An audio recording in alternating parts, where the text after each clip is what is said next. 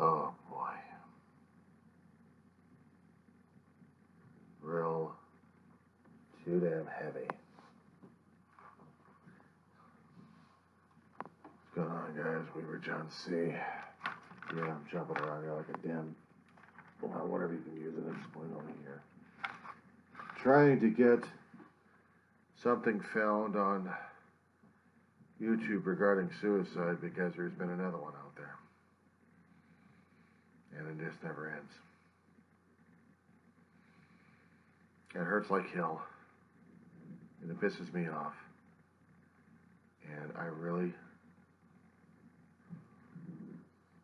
have a hard time dealing with it like I know everybody else does. We're dealing with so much issues going on right now that in order to reach people of what we're trying to do, if I just find that damn suicide video.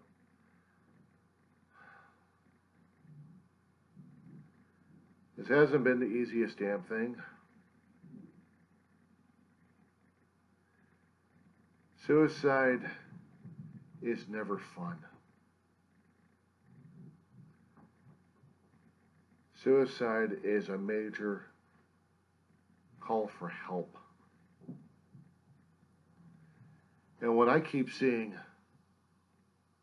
vigils going on left and right, it's only a small sampling of what we're going through.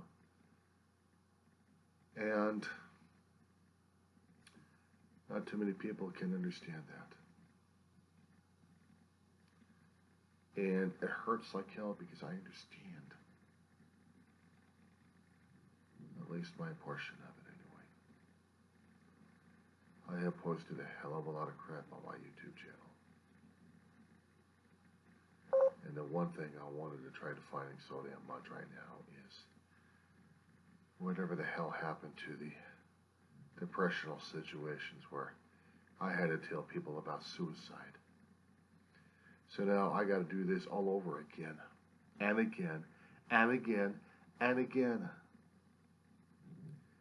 A 14-year-old, about a few weeks ago, lost her life in Lancaster. They have a vigil going on right now. AV News crew on YouTube, actually on Facebook, was posting a vigil. Seems like more than 50 or 100 people have showed up to give their support to this one lovely 14-year-old who passed away. And the damn thing about it is she shouldn't have passed away in the first place. Way too young. And the problem is she couldn't. She couldn't talk about it. If she tried to talk about it, maybe people have turned her back on her. And that's what pisses me off even further. Is when people start turning their back on issues of what's going on inside the head. Yeah, I know I'm looking away from the camera right now because I said before on another computers where I've got what I'm trying to find out. Oh hell, I'll just do another one for it. This is gonna drive me nuts.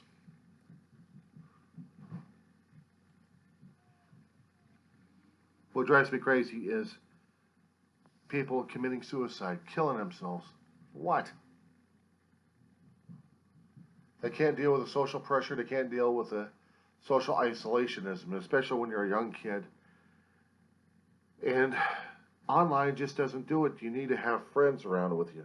You need to have people around you. And I know there's a lot of rebellion on this one because they hear it. They don't want to hear it. They listen, but they're not listening at this point over here. And it's stressing them out to the point where they're saying, okay, that's enough. We're going to kill ourselves. We don't want to deal with this pressure anymore. Even before the COVID-19 kicked in, kids are under a hell of a lot of peer pressure. Hell, we grew up with it. A lot of us grew up under the damn thing. We had our own peers and our own age groups trying to put us through headlockers, or the adults were trying to put us through headlockers. And we didn't like it. We didn't like what's going on in our families. We didn't like what's going on in life. We thought our lives were worthless at this point over here because we were told our lives were worthless, either by our parents or by other people or even by our own damn peers, that we decided, okay, screw it. That's it. Slice the wrist, poison yourself. Shock the living crap out of yourself. Get yourself into a damn accident. Suicide by cop. Whatever form or fashion it was. Even hanging yourselves.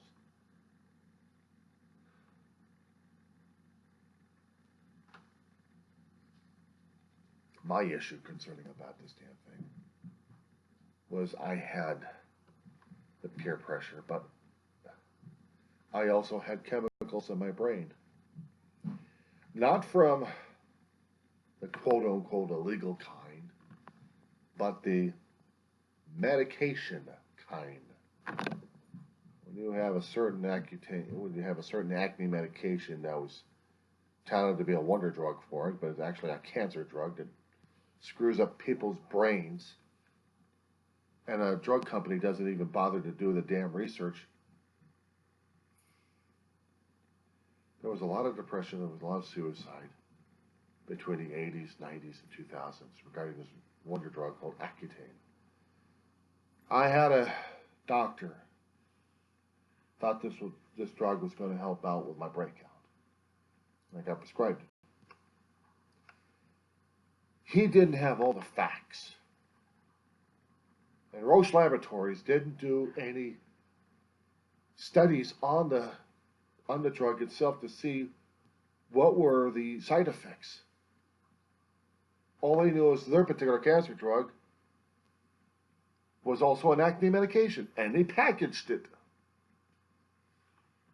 They didn't catch this damn thing until well after 2000. I had to do research about this one. 15 years after they shut it down.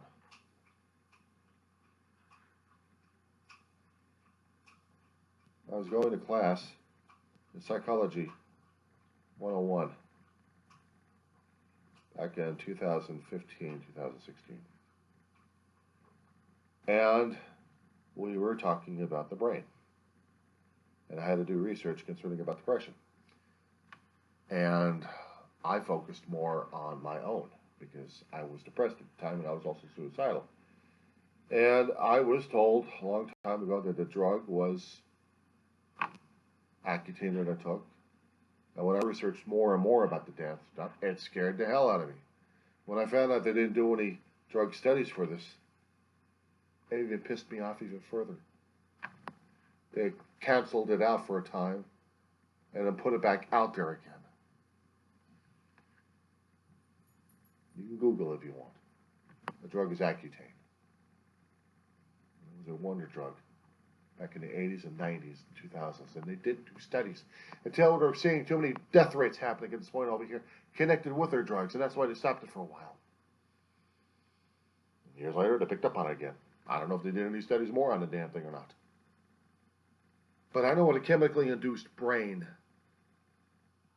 that causes hallucinations, suicidal thoughts, is because of the fat clusters in the cells themselves in my brain. We're squeezing out the damn neurons and the connections. I wasn't thinking right.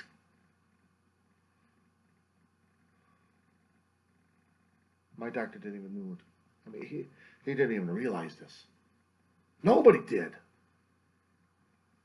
Dealing with the after effects decades later. When I'm dealing with news concerning about another suicide, even a kid, even a teenager, I'm like, not again. Do not do this to me.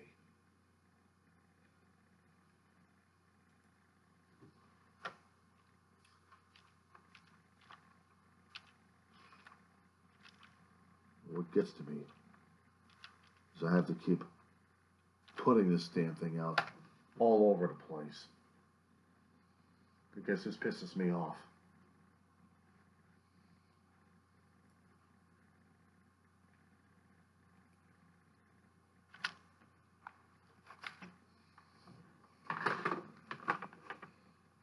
I have to do something I don't like to do.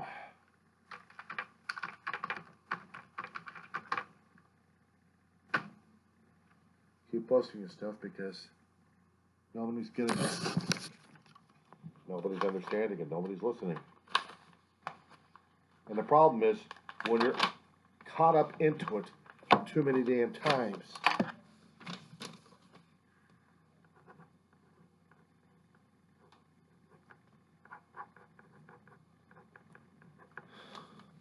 It's hard as hell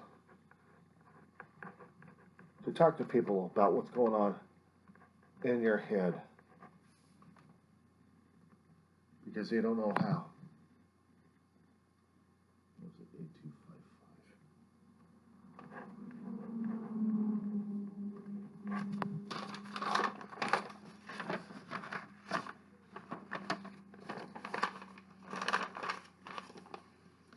Do you see that?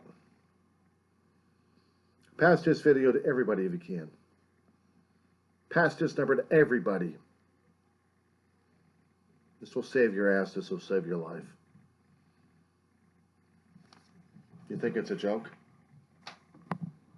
When you happen to see your own kid dead, when you happen to hear a family member has already killed himself because they can't even deal with the damn stress or pressure, or if their alcoholism has gotten to the damn point that they just killed themselves and their bladder and kidneys explode, or if you have a favorite uncle of yours that takes a shotgun and blows his fucking head off, or your own brother who couldn't stand where the hell he was and came so damn close of blowing his own fucking head off.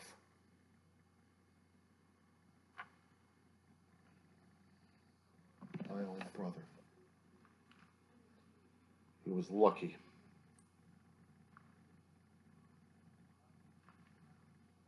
I showed this picture too many damn times.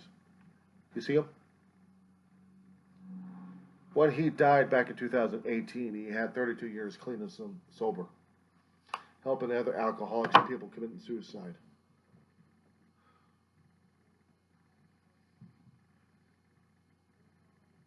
Suicide's no joke. Suicide's no joke. Before he hit his bottom, he had a revolver to his head and pulled the trigger 6 times and it wouldn't go off. He put new shells into it and tried it one more time. A revolver. One with a little hammer. This one was a 357 he had. It was going to blow beyond his head. And he fires the damn thing and there's a hole in the wall. Actually a hole in the door. Just cut the cops over there, and by the time they got into the hotel where he was at, it's like some boulevard back in '85.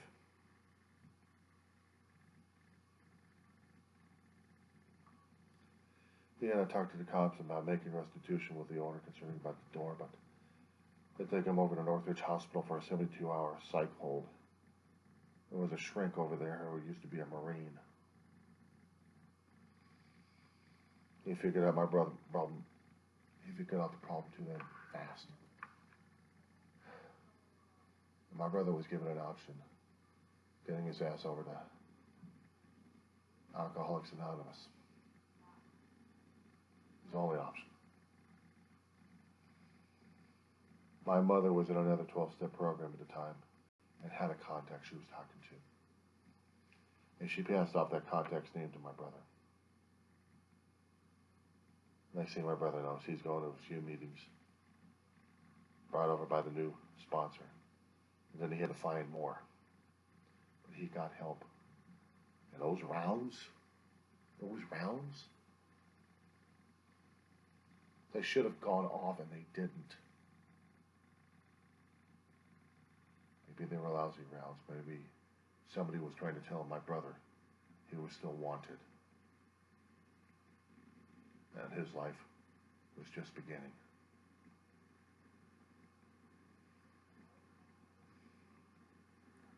Suicide's no joke.